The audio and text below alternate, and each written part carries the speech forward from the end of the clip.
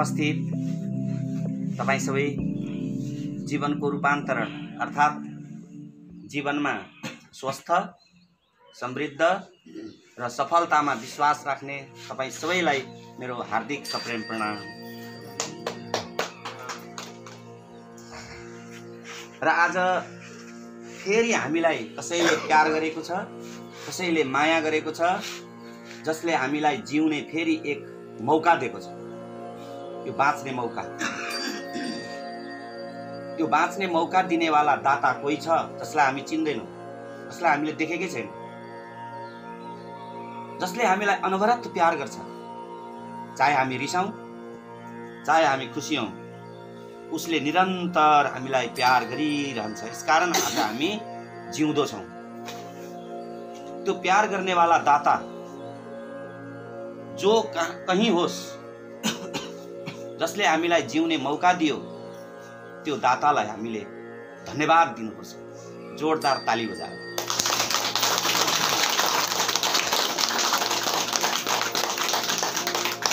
र आज हाम्रो साधनाको तेस्रो दिन, आज तेस्रो दिनमा छौँ हामी र हामीसँग अझै 4 दिन छ। र यो साधनामा जानुभन्दा अगाडि म तपाईलाई केही 2 कुराहरू सम्झाउँछु। तपाईँ ध्यान दिएर सुन्नुहोस्, यसलाई मनन गर्नुहोस्। तपाईको जीवन उन्नत होस्, तपाईको जीवन खुसी होस्, तपाईको जीवनमा बसन्त आओस्, यो डढेलो लागेको जीवनमा हरियाली आओस्। यो अभिप्रायले म हजुरको सामु आएको हो। न म धर्मको प्रचार गर्न आएको हो, न म धर्मको परिवर्तन गर्न आएको हो। तपाईँ ढुक्क हुनुहोस्, तपाईँ जुन धर्म मानेको हुनुहोस्, यसमा मलाई केही आपत्ति छैन। तपाईँ क्रिस्चियन हुनुहुन्छ, म तपाईलाई सम्मान गर्छु। तपाईँ हिन्दू हुनुहुन्छ, म तपाईलाई सम्मान गर्छु। तपाईँ मुसलमान हुनुहुन्छ, फेरि पनि तपाईलाई सम्मान गर्छु। तपाईँ बुद्धिस्ट हो, तपाईँ जैन हो, तपाईँ सबैलाई मेरो स्वागत छ। न म धर्मको कुरा गर्छु, न म राजनीतिको कुरा गर्छु। म केवल तपाईको कुरा गर्छु, किनभने तपाईँ जिउँदो हुनुहुन्छ, तपाईँ मानिस हो। म मानिसको कुरा गर्छु। हिन्दू, क्रिस्चियन, मुसलमान, बुद्धिस्ट, जैन, यो सबै त हामीले पछि बनाएको हो। परमात्माले हामीलाई हिन्दू बनाएको होइन, परमात्माले हामीलाई क्रिस्चियन बनाएको होइन, परमात्माले हामीलाई बुद्धिस्ट बनाएको होइन, परमात्माले हामीलाई मानिस बनाएको। यसकारण म तपाईँ सबैलाई हार्दिक अनुरोध गर्न चाहन्छु, तपाईँ मानिस बन्नुहोस्। सबैभन्दा पहिला हामी मानिस बन्नु पर्यो। हामी मानिसले गर्ने के हो, हामी मानिस भएर हामीले के गर्नुपर्छ, यो कुरा हामीले जान्नुपर्छ। यति हामीले जान्यौँ भने हाम्रो जीवनमा, यो डढेलो लागेको जीवनमा बसन्त आउँछ, हाम्रो फुल फुल्छ। हाम्रो जीवनमा जब फुल फुल्छ, हाम्रो जीवनबाट एउटा सुगन्ध बाहिर निस्किन्छ। त्यही सुगन्धको नाम हो धर्म। धर्म नाम परिवर्तनको नाम होइन, धर्म हाम्रो जीवनबाट उठेको सुगन्धको नाम हो। र त्यो सुगन्ध तब मात्रै उठ्छ जब हामीले हाम्रो जीवनको जरामा पानी हाल्छौँ। यो कुरा हजुरलाई थाहा छ, किनकि हजुर सबै किसान हो। म यो किसानको बस्तीमा आएर म तपाईलाई यही कुरा सम्झाइरहेको छु कि तपाईको जमिनमा कुनै बिरुवा होला, कुनै वृक्ष होला, कुनै खेती होला, कुनै रुख होला, त्यो मर्दै गरेको होला, त्यसका पातहरू झर्दै गरेको होला, खङ्ग्रङ्ग सुकेको होला, अनि तपाईको पेट पोल्दो होला। ओहो, मेरो यो बिरुवा त मर्यो, ओहो, यो मेरो बिरुवा त गयो। अब यस्तो अवस्थामा तपाईँ के गर्नुहुन्छ, तपाईँ पानी खोज्नुहुन्छ, अनि तपाईँ मल खोज्नुहुन्छ, या गोबर, या युरिया, या गेडे मल। त्यो त्यसलाई के गर्नुहुन्छ, तपाईँ हाँगामा दल्नुहुन्छ, पातमा दल्नुहुन्छ, मुनामा दल्नुहुन्छ, या जरामा तपाईँ दिनुहुन्छ। यो तपाईलाई थाहा छ। ठिक यस्तै गरी हाम्रो पनि जीवनको जरा छ। हामीले पनि हाम्रो जीवनको जरामा पानी दिनुपर्छ, खानेकुरा दिनुपर्छ। तर हामीले आज के गरेका छौँ, हामीले पातमा पानी हालेका छौँ, हामीले हाँगामा पानी हालेका छौँ। पातमा र हाँगामा पानी हालेर धुलो सफा हुन सक्छ, एकछिनको लागि सुकिलो देखिन सक्छ, तर त्यो वृक्षमा प्राण आउँदैन। जब प्राण आउँदैन तब त्यो वृक्षमा फूल लाग्दैन, जब फूल लाग्दैन तब त्यो वृक्षमा फल लाग्दैन, जब फल लाग्दैन त्यो वृक्षमा स्वाद आउँदैन, जब त्यसमा स्वाद आउँदैन त्यसमा सुगन्ध आउँदैन। यो सब चीज कहाँ छ? जरामा छ। यसकारण हाम्रो जीवनको जरा आज हामी पत्ता लगाउन सक्छौँ। तपाईको जीवनको जरा के हो? तपाईको जीवनको जरा यो शरीर हो या यो शरीरको भित्र कुनै अर्कै चीज छ? त्यसलाई तपाईले आज थाहा पाउनुहुन्छ। र यो थाहा पाउनको लागि तपाई क्रिस्चियन हो, यो त हिन्दूहरू जम्मा भएको रहेछ, गीत पनि हिन्दूहरूकै लगाउँदो रहेछ, गोविन्द बोलो बोलो गोपाल बोलो, हट, यस्तो सुन्न जान हुँदैन। यस्तो नभन्नुहोस्, यो शब्द हो। गोविन्द भनेको पनि क्राइस्ट भने हो, गोपाल भनेको पनि क्राइस्ट भने हो, कृष्ण भनेको पनि क्राइस्ट हो, कृष्ण भनेको पनि बुद्ध हो, बुद्ध भनेको पनि क्राइस्ट हो। यसरी हामीले बुझ्नुपर्छ। जसरी पानी भनेको पनि तिर्खा मेट्ने हो, ल भनेको पनि तिर्खा मेट्ने हो, डी भनेको पनि तिर्खा मेट्ने हो, वाटर भनेको पनि तिर्खा मेट्ने हो। यो तिर्खा मेट्नेको नामको नाम नै हामीले शब्दमा लगाएको। त्यसकारण झुक्किन हुँदैन। हामी तपाई येशू भन्नुस् या कृष्ण भन्नुस् या बुद्ध भन्नुस् या शिव भन्नुस्, यो भाषा हो। तर हामीलाई चाहिएको के हो? हामीलाई चाहिएको त परमात्मा हो, हामीलाई चाहिएको त खुसी हो, हामीलाई चाहिएको त आनन्द हो, हामीलाई चाहिएको जीवनको सफलता हो। त्यसकारण म हजुरहरूलाई आग्रह गरिरहेको छु, म तपाईलाई सम्झाउने कोसिस गरिरहेको छु कि हामी यो पन्थी सम्प्रदाय र धर्म भन्दा माथि उठ्नुपर्छ। तब मात्रै हामी मानिस बन्न सक्छौँ। अन्यथा हामी मानिस बन्न सक्दैनौँ। परमात्माले त हामीलाई मानिस बनाएर पठाएको थियो, तर हामी यो पृथ्वीमा आएर हामी क्रिस्चियन बन्यौँ, हिन्दू बन्यौँ, बुद्धिस्ट बन्यौँ। हामी मतिभ्रष्ट भयो हाम्रो। न हामी यताको भयौँ न हामी उताको भयौँ। म तपाईँलाई एउटा घटना सुनाउँछु अनि म साधनामा लान्छु ताकि तपाईँलाई साधनामा जान सजिलो होस्, तपाईँका मनका मैलाहरू धोइयोस्। म तपाईँको मनको मैलो धोइ कोसिस गरिरहेको छु। एउटा धोबी थियो। त्यो धोबीको पेसा थियो गाउँभरिको कपडा बटुलेर धुने, अनि धोएर गाउँभरिका मान्छेहरूलाई वापस गर्ने, अनि वापस गरेपछि पारिश्रमिक लिने, पैसा ज्याला, र त्यो ज्यालाबाट परिवार पाल्ने उसको पेसा थियो। त्यो कपडा धुने व्यवसाय गर्ने मान्छेलाई धोबी भनिन्छ। जसरी फलामको काम गर्ने मान्छेलाई कामी भनिन्छ, छालाको काम गर्ने मान्छेलाई सार्की भनिन्छ, त्यस्तै गरी कपडा धुने काम गर्ने मान्छेलाई धोबी भनिन्छ। त त्यो धोबी थियो। त्यो धोबीको एउटा गधा थियो। त्यो धोबीले गाउँभरिको कपडा बटुल्थ्यो, अनि गाउँभरिको कपडा बटुलेर त्यो गधाको माथि पोको बनाएर राखेर अनि नदीमा लगेर त्यसलाई धुन्थ्यो, अनि नदीको तीरमा सुकाउँथ्यो।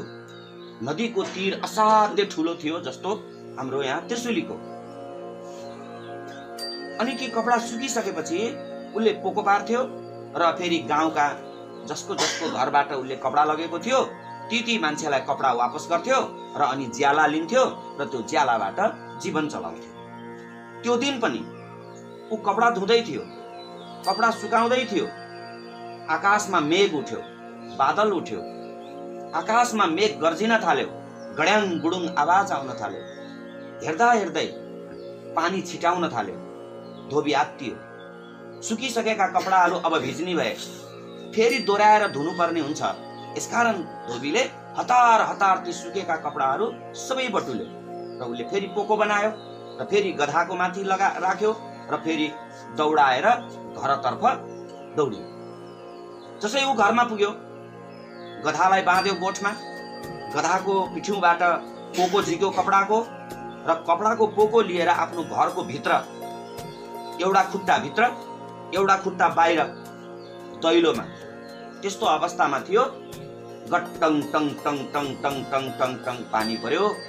पानी मात्र होइन, असिना पर्यो। तर आजको असिना अचम्मको पर्यो। यस्तो अचम्मको असिना पर्यो कि धोबी चकित पर्यो। असिना सबै पहेँलो थियो। पहेँलो असिनाले उसको आँगन भरियो। धोबीको घरको आँगन सानो थियो। गरिबको घरको आँगन कत्रो हुन्छ तपाईहरुलाई थाहा छ? धनीको घरको आँगन ठुलो हुन्छ, गरिबको घरको आँगन सानो हुन्छ। धोबीले आफ्नो सानो आँगन भरि सुनै सुनका डल्लाहरू खसेको देख्यो। असिना चाहिँ आकाशबाट सुनका डल्लाहरू खसेका थिए। धोबीको मनमा लोभ पैदा भयो, जस्तो तपाईँ हाम्रो लोभ पैदा हुन्छ। धोबीले सोच्यो, यो मेरो आँगन त सानो छ। जहाँ मैले अघि कपडा सुकाएको थिएँ, नदीको बगर, ओहो त्यो त भयंकर ठुलो छ।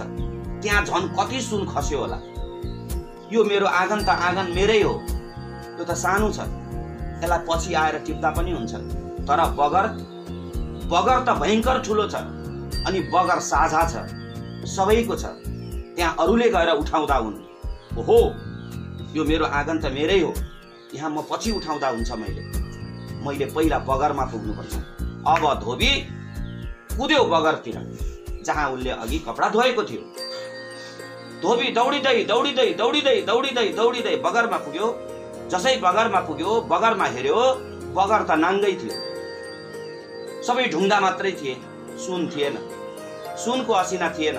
धोबीले सोच्यो, ला म भन्दा पहिला कोही अरू नै गाउँका मान्छेहरू आएर उठाएर लगेछ। केही छैन, मेरो आँगनमा त छ नि त, मेरो आँगन हो नि। होइन, अब फेरि मेरै आँगनमा गएर टिप्छु। फेरि धोबी फर्कियो, कुद्यो कुलेलाम। जसरी हामी कुद्छौँ नि, हामी कुद्दैनौँ, लोभले हामीलाई कुदाउँदैन। जसरी हामीलाई पनि लोभले कुदाउँछ नि, त्यस्तै गरी त्यो धोबी अब फर्कियो, कुद्यो, दौडिँदै दौडिँदै दौडिँदै दौडिँदै दौडिँदै दौडिँदै हस्याङ फस्याङ गर्दै जसै आफ्नो आँगनमा आयो, आफ्नो आँगन पनि रित्तो भयो। किनकि गाउँका मान्छेहरूले धोबी नभएको मौकामा उसका आँगनका पनि सबै टिपेर लैसके। धोबी पुरपुरोमा हात राखेर टुसुक्क बस्यो, जसरी हामी बस्छौँ। हामी पनि त पुरपुरोमा हात राखेर दिनभरि बस्छौँ नि, बस्दैनौँ?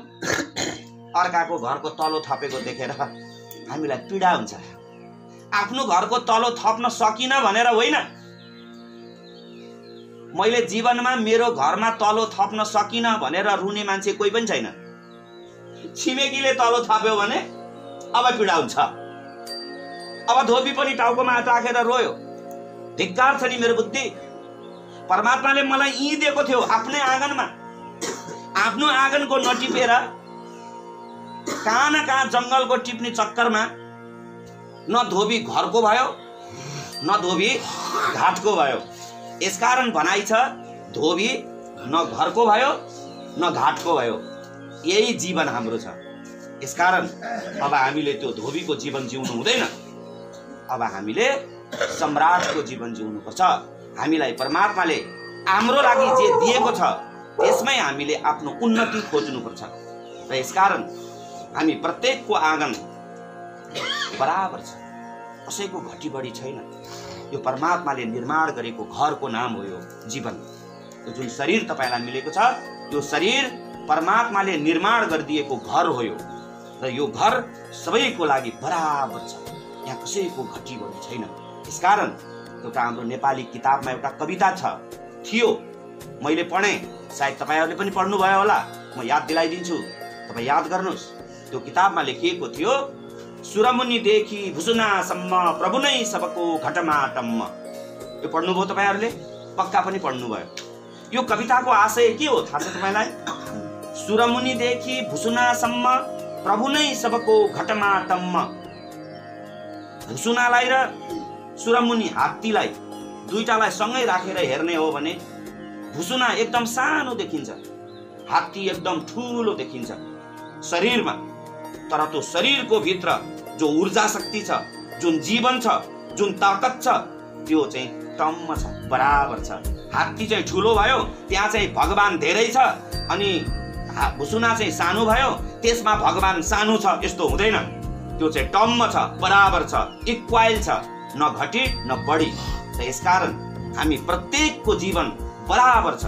यस्तो होइन कि म कोही गुरु बनेर यहाँ आएको छु, मेरा लामा लामा दाढी छन्, मैले रातो कपडा लगाएको छु, म भित्र चाहिँ भगवान धेरै छ, अनि तपाईँ चाहिँ फोहोरी हुनुहुन्छ, तपाईँको गाला चाउरी परेको छ, तपाईँ गरिब हो, तपाईँ यो भिर पाखामा बस्नु भएको छ, अनि तपाईँसँग चाहिँ परमात्मा थोरै छ।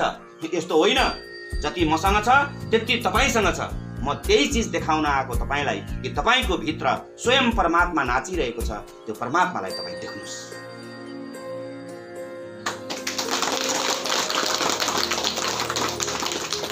तपाईँको भित्र जुन परमात्मा निवास गरेको छ, तपाईँको भित्र जुन परमात्मा बसेर तपाईँलाई हर घडी निर्माण गरिरहेको छ, त्यो परमात्मालाई तपाईँ जान्नुस्।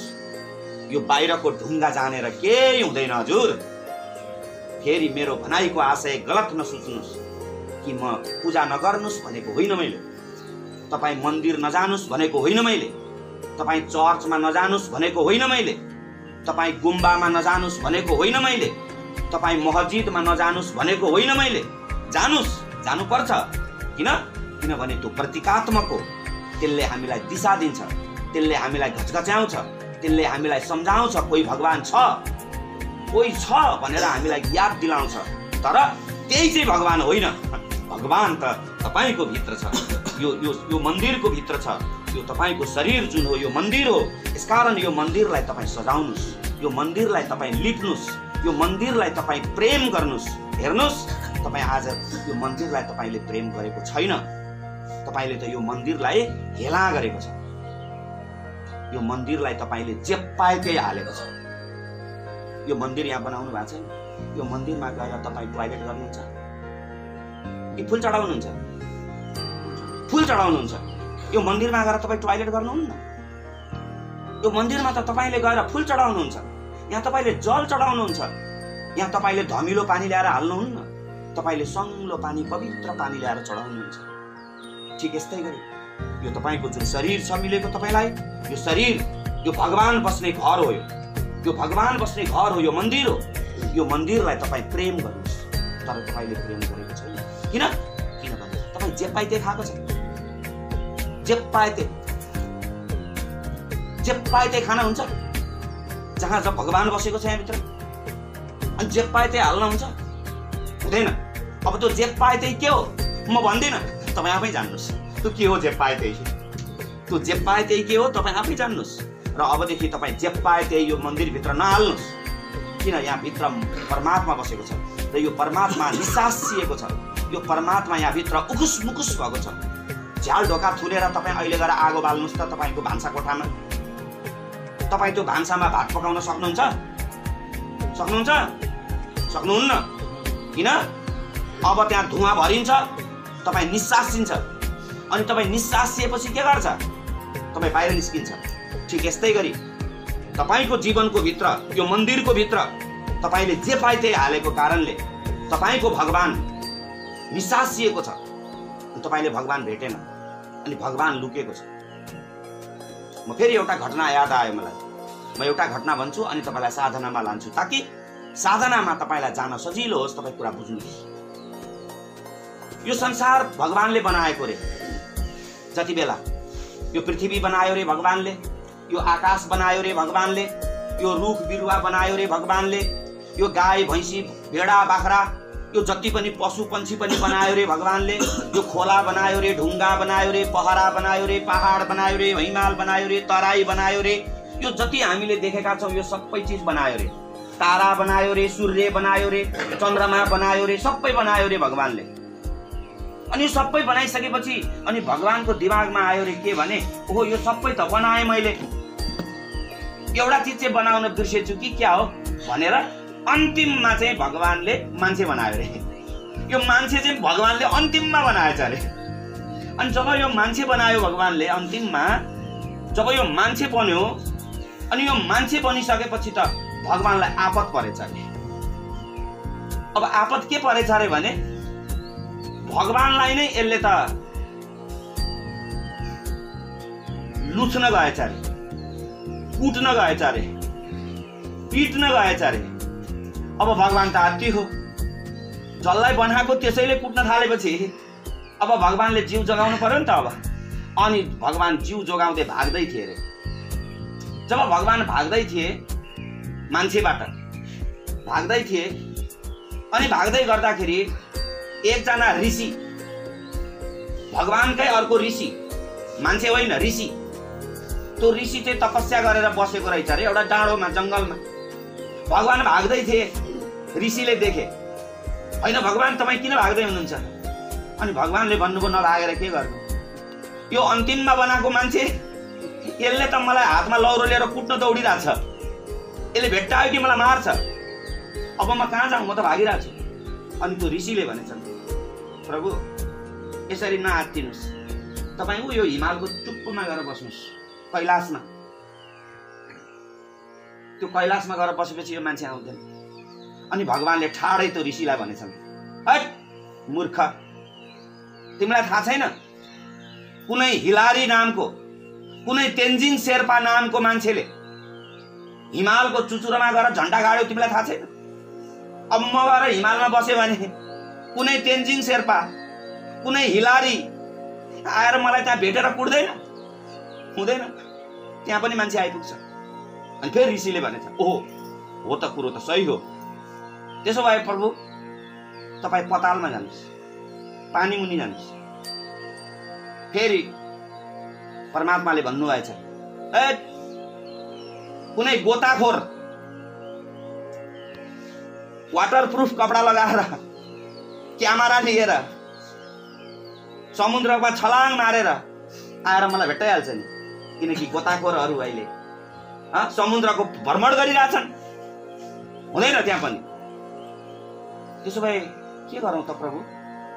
अनि प्रभुले भन्नुभएछ, तिमीले भनेको कुरा सही हो, अब हिमालमा गए पनि मलाई भेट्छन्, पतालमा गए पनि मलाई भेट्छन्, जहाँ गए पनि मलाई भेट्छन्, चन्द्रमामा गए पनि मलाई भेट्छन्, किनकि चन्द्रमा पनि मान्छे पुगिसक्यो। यो मान्छेले त कहीँ छोड्दैन, जहाँ पनि पुग्छ यो। तर मान्छे नपुग्ने ठाउँ चाहिँ एउटा मैले अहिले याद गरेँ, अब म त्यसले मलाई लौरोले लखेट्दैछ, अब मैले बस्ने ठाउँ थाहा पाएँ, म त्यसकै भित्र गएर बस्छु। अब त्यो मुलाले कहाँ भेट्छ मलाई?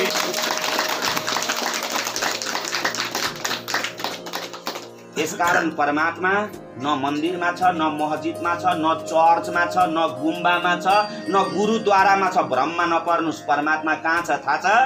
तपाईकै भित्र छ।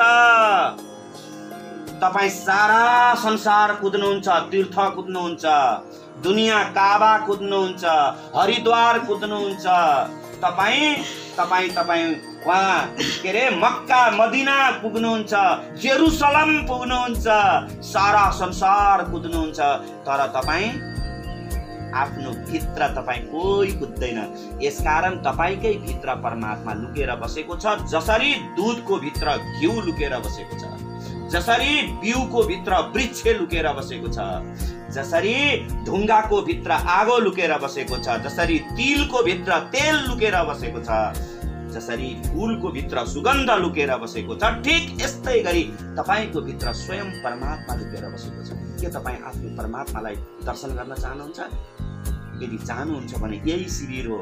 तपाईँ अझै 4 दिन मसँग लगातार बस्नुहोस्। अन्तिमको दिनमा म तपाईलाई साँचो दिन्छु, जुन साँचो तपाईले लगाउनु भएको छ आफ्नो भित्र एउटा ढोका तपाईले तालचा मारेको छ, जन्म जन्मदेखि त्यो तालचा मारेर राख्नु भएको छ तपाईले। त्यही ढोका भित्र परमात्मा लुकेर बसेको छ र त्यो ढोका खोल्ने, त्यो ताला खोल्ने साँचो म अन्तिमको दिनमा दिन्छु र त्यही साँचोको नाम हो ब्रह्मज्ञान। र यो ब्रह्मज्ञान रूपी साँचो पाएपछि अनि तपाईको जीवनको द्वार खुल्छ र तपाईको जीवनमा 3वटा घटना घट्छ। एउटा घटना घट्छ, तन यो शरीरमा भएका रोगहरू तपाईको भाग्छ, तपाईँ स्वस्थ बन्नुहुन्छ। दोस्रो, तपाईको मन, तपाईको यो भ्रान्तिमा दौडिएको मन, चर्च गएर हुन्छ कि मन्दिर गएर हुन्छ कि गुरुद्वारा गएर हुन्छ कि मुसलमान बनेर के भन्छ त्यो मस्जिदमा गएर हुन्छ कि जैन बनेर कता गएर हुन्छ कि के हुन्छ, हामी भ्रममा छौँ नि, छैनौँ कि छैनौँ? हामी भ्रममा छौँ।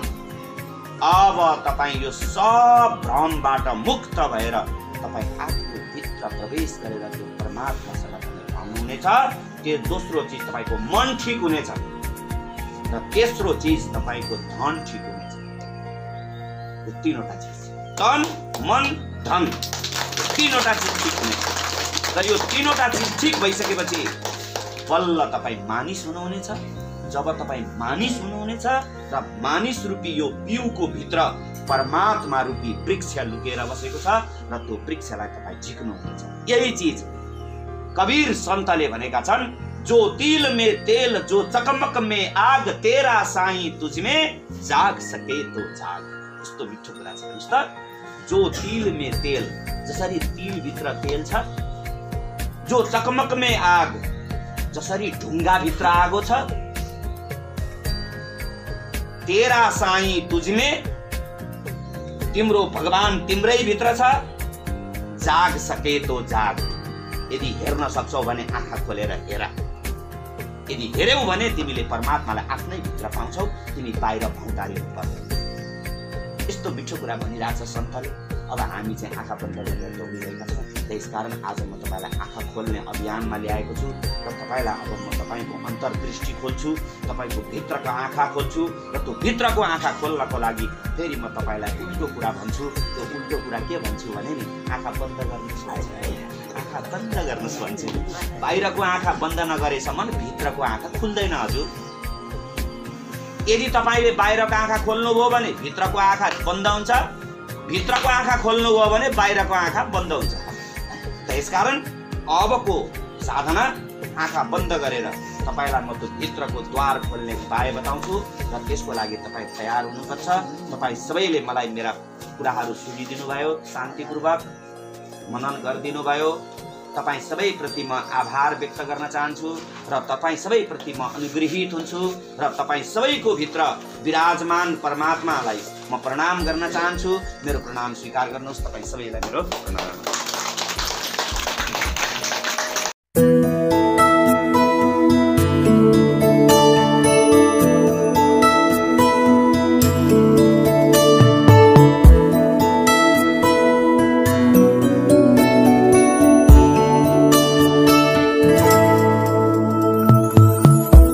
तो सदा महफूज हुए हैं दाता तेरी याद में, बिन मांगे सब कुछ है पाया, क्या मांगू फरियाद में। हम तो सदा महफूज हुए हैं दाता तेरी याद में, बिन मांगे सब कुछ है पाया, क्या मांगू फरियाद में।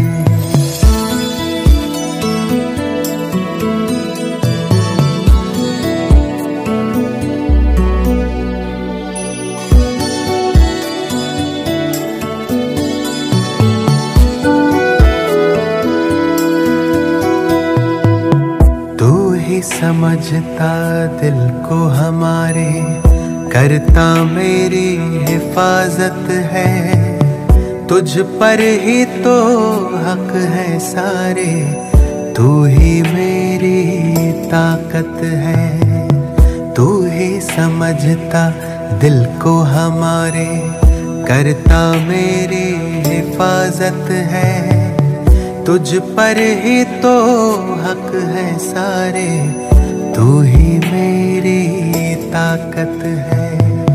तू ही सबसे पहले दिल में, बाकी सब है बाद में। हम तो सदा महफूज हुए हैं भगवन तेरी याद में। तू ही सबसे पहले दिल में, बाकी सब है बाद में। हम तो सदा महफूज हुए हैं भगवन तेरी याद में।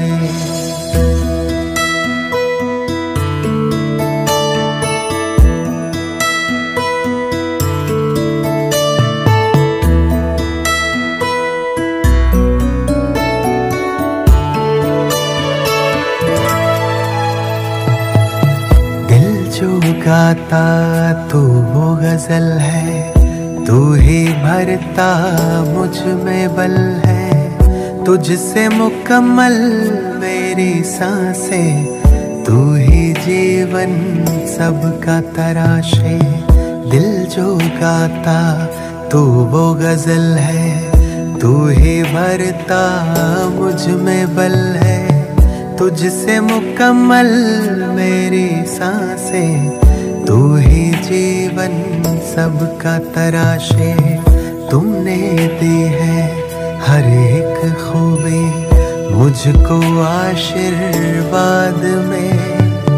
हम तो सदा महफूज हुए हैं साहिब तेरी याद में। तुमने दी है हर एक खूबी मुझको आशीर्वाद में। हम तो सदा महफूज हुए हैं साहिब तेरी याद में।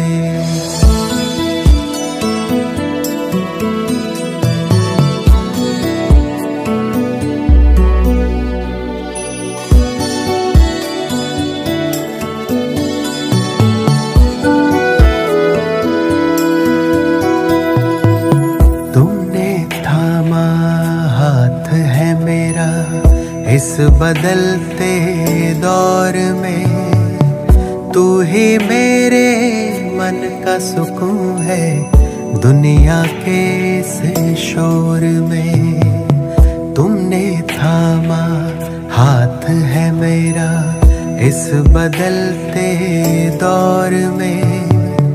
तू ही मेरे मन का सुकून है, दुनिया के इस शोर में। पाए हैं तुमसे सभी खजाने मैंने जायदाद में। हम तो सदा महफूज हुए हैं ईश्वर तेरी याद में। पाए हैं तुमसे सभी खजाने मैंने जायदाद में। हम तो सदा महफूज हुए हैं ईश्वर तेरी याद में।